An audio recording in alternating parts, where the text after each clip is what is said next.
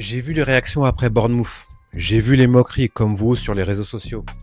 J'ai vu les ça y est, Arsenal les Butlers. J'ai vu tout ce récit repartir. Et justement, c'est pour ça que j'ai envie de faire cette vidéo.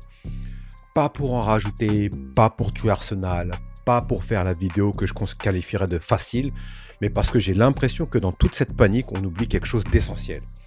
Arsenal a encore son destin entre les mains. Et justement, je refuse d'enterrer Arsenal. Vous le savez, sur cette chaîne, on parle souvent de l'aspect psychologique du football.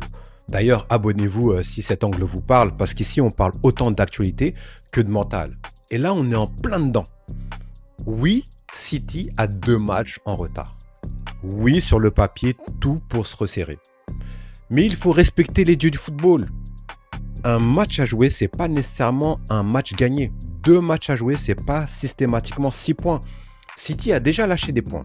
City a déjà perdu des matchs. City n'est pas une machine à transformer chaque scénario théorique en réalité automatique. Donc non, on va pas se raconter d'histoire comme si tout était déjà écrit. Dans la dernière vidéo que j'ai faite sur Arsenal après la finale de la Carling Cup, je partageais un peu mon ressenti superstitieux. Je disais que j'avais l'impression que les Invincibles avaient pris la meilleure part de tout. Toute la chance, toute la réussite, toute cette forme de confiance presque surnaturelle qu'il faut pour accomplir un exploit pareil. Comme si cette équipe-là avait pris tout ce qu'il fallait ensuite et que pendant des années, on le paye sur des générations. C'est irrationnel, oui, mais c'est mon ressenti un peu. Et dans cette vidéo-là, j'expliquais aussi que Arsenal, trop souvent, perd 2 fois. Une première fois dans la tête et ensuite dans le score. Et là, on y est exactement. Nouvelle défaite. Encore une, à un moment crucial, à domicile, dans un contexte favorable, le genre de match qui relance toutes les peurs, le genre de match qui te fait revenir tous les vieux démons, le genre de match qui te donne envie de dire à tout le monde, voilà, on connaît la suite. Mais moi, justement, je refuse de faire cette vidéo-là.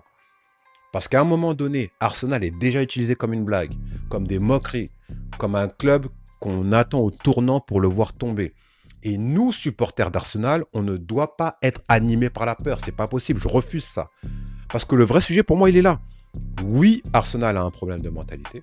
Mais ce problème de mentalité-là, il existe aussi chez nous. Chez nous, les supporters d'Arsenal. Et là, petite parenthèse, je sais ce qu'on va dire. Je croyais que tu étais supporter du PSG. Dans la description de la chaîne, tu dis que tu es supporter du PSG. Oui, et je suis aussi supporter d'Arsenal. Et au fond, vous le savez déjà, quand vous regardez mon décor, j'ai Wea d'un côté et Henry de l'autre. Voilà, ça raconte déjà un peu l'histoire. Parce que Paris, voilà, c'est la famille. D'accord? Paris, c'est le cœur. Paris, ce club, il est en moi. Et Arsenal, c'est un attachement profond, ancien, réel. Je supporte Arsenal depuis l'époque où le sponsor était Sega. Donc quand je dis nous, supporters d'Arsenal, c'est pas une formule. C'est sincère. C'est la différence, si vous voulez, elle est dans Paris, c'est comme l'amour que j'ai pour mon fils.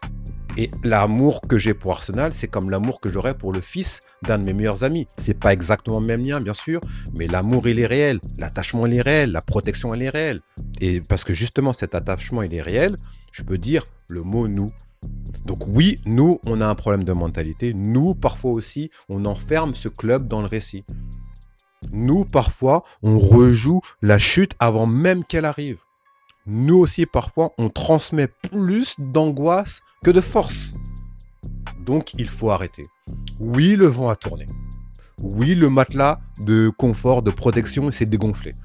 Oui, la pression, elle a changé de camp. Oui, le danger, il est réel. Je ne suis pas aveugle ou je ne suis pas dans le déni. Mais Arsenal a encore son destin entre les mains. Et pour moi, cette vidéo-là, c'est un cri du cœur. Il faut qu'Arsenal le comprenne, ça. Nous aussi, parfois, on a un problème de mentalité.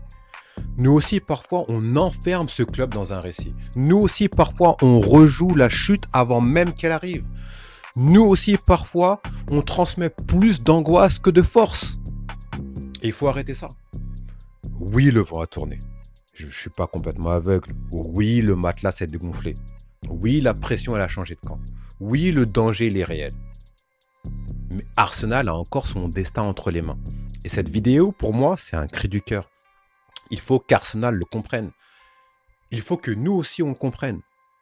Parce que si nous, on a un problème de mentalité, alors il faut que cette mentalité change maintenant. Il faut qu'on soit derrière le club pour de vrai. Pas qu'être dans le stade, pas que regarder les matchs, c'est pas suffisant. Être présent, ça veut pas toujours dire soutenir. On ne peut pas attendre la victoire et être content uniquement quand ça gagne. Pour moi, c'est pas ça être supporter. Un supporter, c'est pas juste quelqu'un qui célèbre, c'est quelqu'un qui pousse, c'est quelqu'un qui tient la ligne quand l'équipe tremble, peu importe le temps. C'est quelqu'un qui ne rajoute pas du poids au moment où les jambes sont plus lourdes. C'est déjà lourd, les joueurs ils le sentent, ils sentent si un stade les pousse, ils sentent si le stade doute, ils sentent si le peuple est derrière eux, ou alors si on est déjà en train de se protéger émotionnellement d'un échec. Et c'est justement ça que je refuse. Je refuse que notre peur devienne une pression négative. Je refuse que notre angoisse participe à l'effondrement qu'on prétend dénoncer.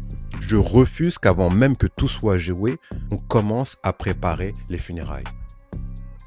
Parce que le vrai risque pour Arsenal, c'est pas seulement de perdre des points, c'est de commencer à accepter le récit de sa propre chute. Alors oui, cette course au titre, elle est mentale. Mais justement, le message aujourd'hui doit être simple. Arsenal, ne perdez pas une première fois dans la tête. Mais nous, supporters d'Arsenal, il ne faut pas qu'on contribue à cette première défaite dans les têtes.